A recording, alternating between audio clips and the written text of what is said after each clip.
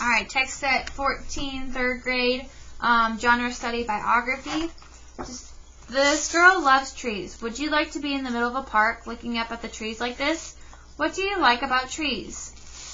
Some cities don't have many trees for people to enjoy. This biography is about a woman who worked to plant more trees in her city. All right, it's called The Tree Lady.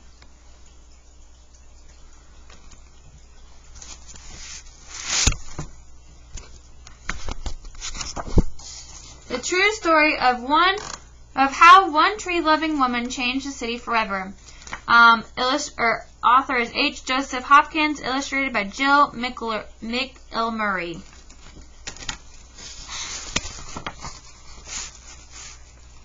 Catherine Oliver Seasons grew up in the woods of Northern California, so she gathered leaves from oaks and elms, she collected needles from pines and redwoods, and she braided them together with flowers to make necklaces and bracelets. It was the 1860s, and girls from Kate's side of town weren't supposed to get their hands dirty, but Kate did.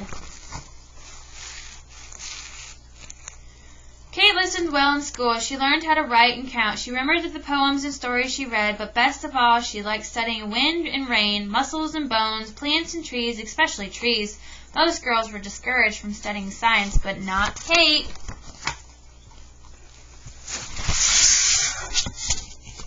Kate felt the trees were her friends. She loved the way they reached toward the sky and how their branches stretched wide to catch the light. Trees seemed to Kate like giant umbrellas that sheltered her and the animals, birds and plants that lived in the forest. Not everyone feels at home in the woods, but Kate did. So, what are some things that you've learned that made Kate different from other girls?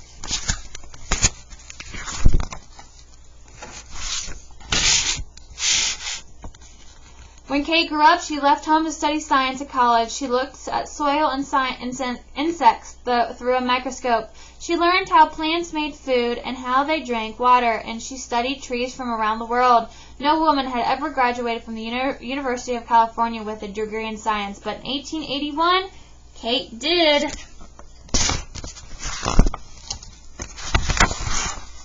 After graduation, Kate took a job in Southern California.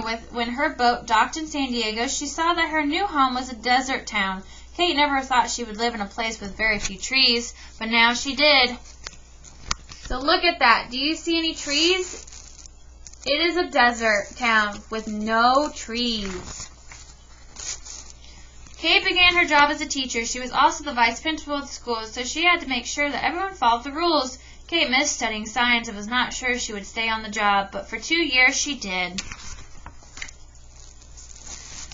From her school, Kate could see City Park in the hills above town. It was called a park, but it didn't look like one. It was where people grazed cattle and dumped garbage. Most San Diegans didn't think trees could ever grow there, but Kate did.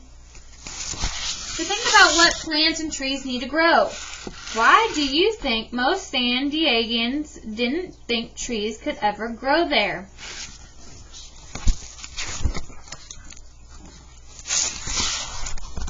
With Kate's love for the woods, she thought San Diego needed trees more than anything else, so she left teaching to become a gardener. She knew she must plant trees that would live in dry soil with lots and lots of sunshine.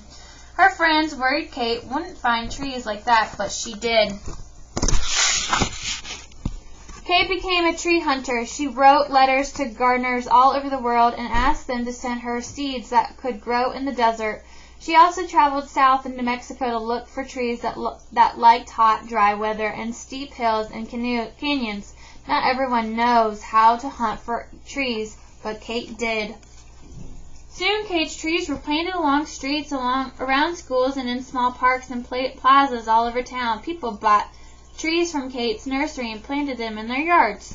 From elms and oaks to eucalyptus and palms. By the turn of the century, young trees from Kate's nursery were growing in every part of San Diego. Most people didn't think a desert town could sustain so many trees, but Kate did. So the words turn of the century refers to the early 1900s. San Diego looked different at that time than it did 20 years earlier when Kate arrived.